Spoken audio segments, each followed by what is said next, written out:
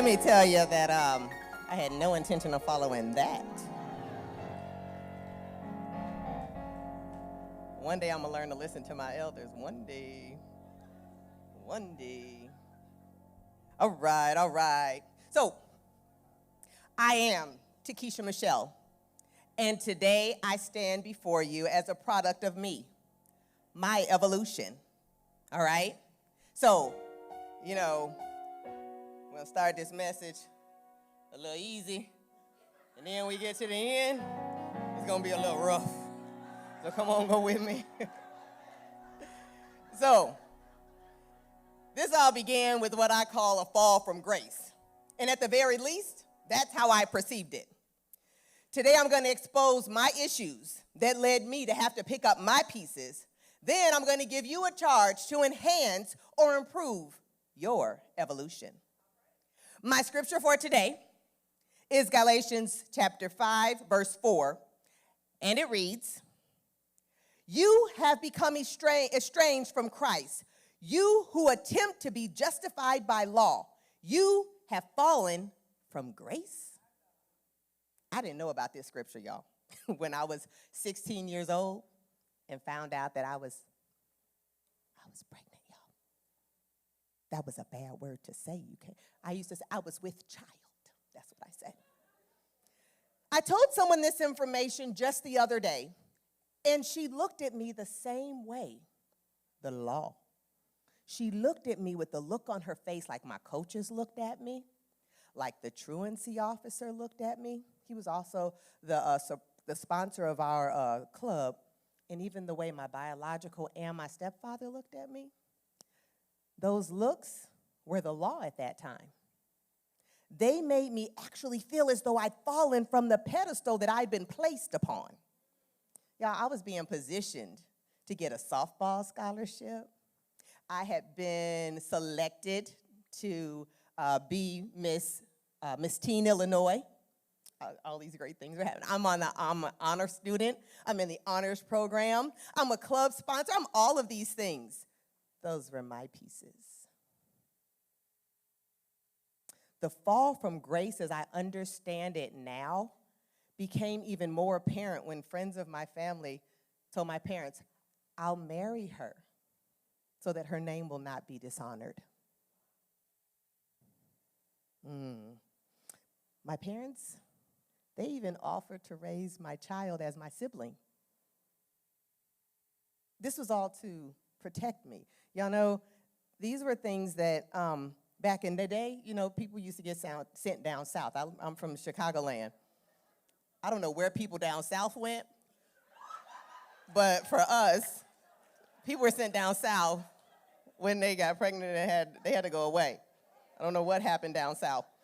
But by the time I was pregnant with mine, we didn't get sent away anymore. Everybody was allowed to stay where you were.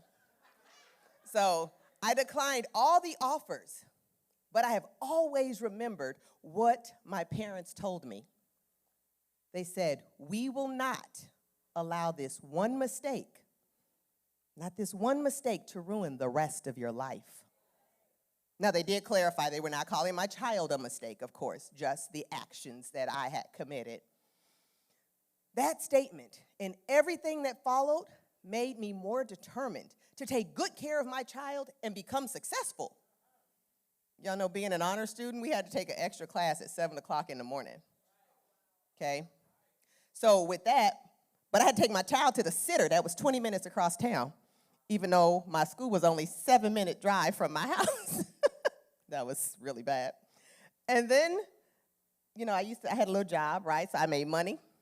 But now that money that was my fun money is now to pay the sitter. More pieces. One piece that was really bad to me, I had to get on public aid, y'all. I had to get on public aid. Why was that so bad to me? Because my mother had just worked so diligently years before to get our family off. And now here I am, back on again. Another piece. But rest assured that by the time my junior year in college arrived, I was like, send him to me. He stayed with me. I get off public aid, and I'm loving it, right? I'm back. I've been restored.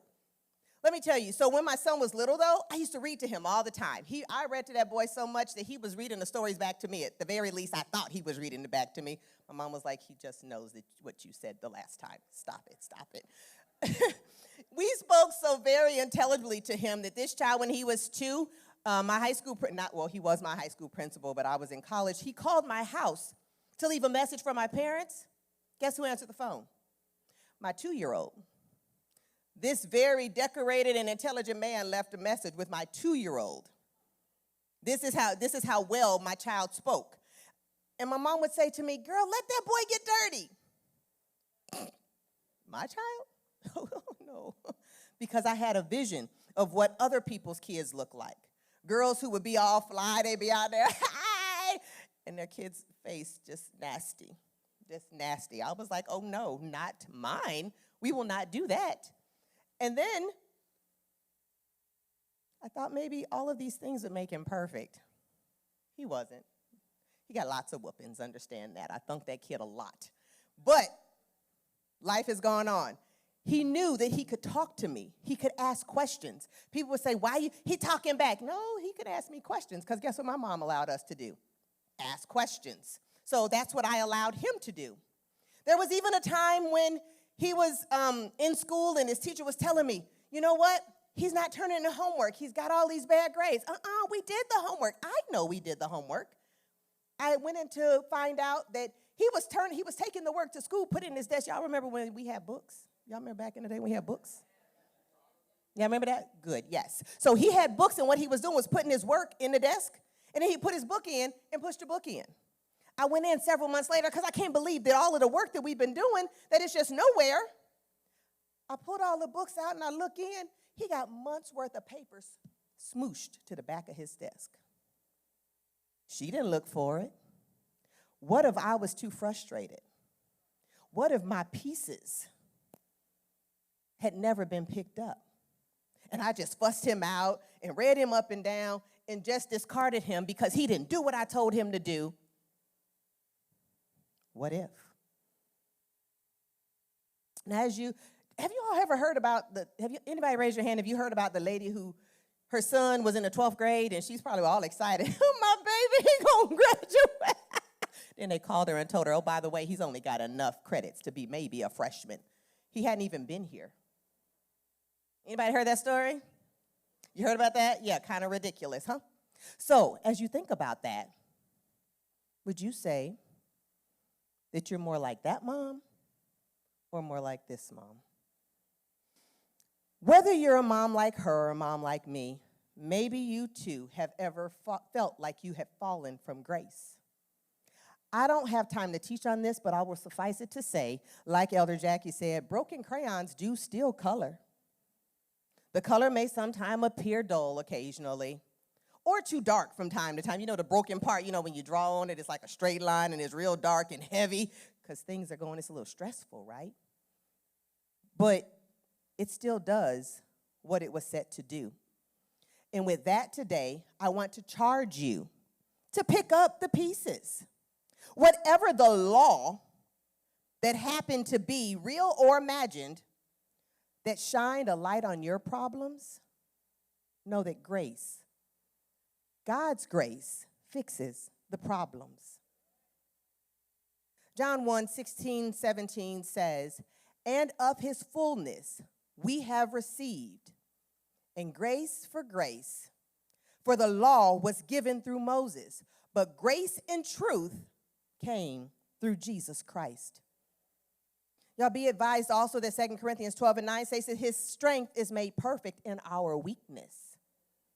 I had many experiences from childhood through my teens and into single parenthood, and even as a professional that prepared me to be strong even when I felt weak.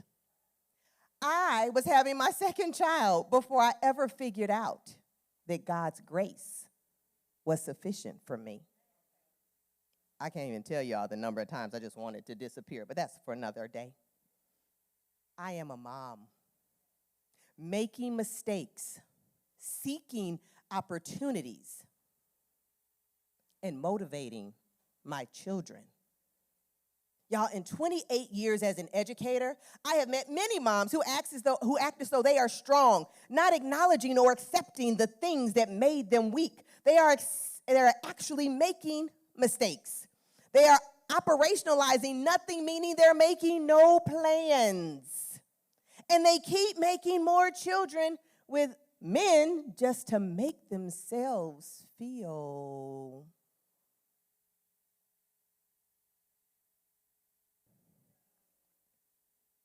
I'm going to simply paraphrase Psalm 127, verses 4 and 5. It says, happy is the man with a full quiver of arrows or children. They will help him to win, right? Well, there are women carrying quivers of arrows not fit for battle because they have been broken by brokenness. They are not properly prepared or fortified, not strengthened for any battle. Y'all know that birds innately, when their children are about ready, they pick them up out of the nest, right? And they drop them, and they expect that the bird is going to do what? Right? They expect it's going to fly, right? And 9.5 times out of 10 they do, and if not, I guess they die. But there are also sea turtles. Do y'all know what sea turtles do? Do y'all know sea turtles go and they make this big old hole, and then they drop their eggs, a bunch of them. It looks really gross. And they drop them into this hole, and then they cover the hole back up, all this preparedness for their eggs that they will probably never see again. But they know that I'm going to do all of these things to make sure that my offspring survive. Then they leave. They don't have anything else to do with the kids. But what they know, what they expect is that their children are going to survive because they did all of the things necessary to ensure their survival. But oftentimes, human children, when we want them to become productive members of society,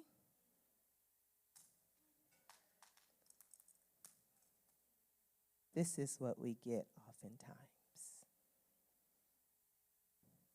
Y'all, as I was preparing this message, I was looking up at the microwave, and I saw the time it said press start. You know, you stop the microwave, and it just keeps telling you, come on, finish it.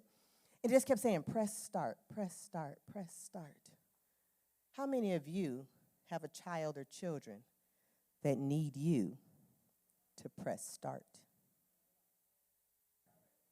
Some women still don't know about God's grace and are fronting and faking, working at convenience stores, barely make a minimum wage. They got about 5 kids, little no daddy involvement, and they're wearing all of the fake things maybe to impress the next man. I don't know. But you know what? Their children don't look like them because their children are looking like, Mama, please, or something like that, right? 7 whole messes is what I call it. And then, or the opposite. They got on the latest tennies, the latest kicks. They got the newest cell phone.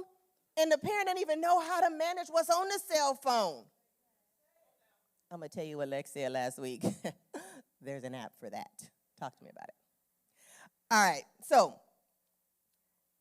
these things you might say, be saying, Takesha Michelle, look here, you're going to stop coming for me. These are my kids, and I'm going to raise them just the way I want to. And so I say to you, okay. But I ask, what is your expected outcome? And then I also ask, are your children the reason for the teacher shortage?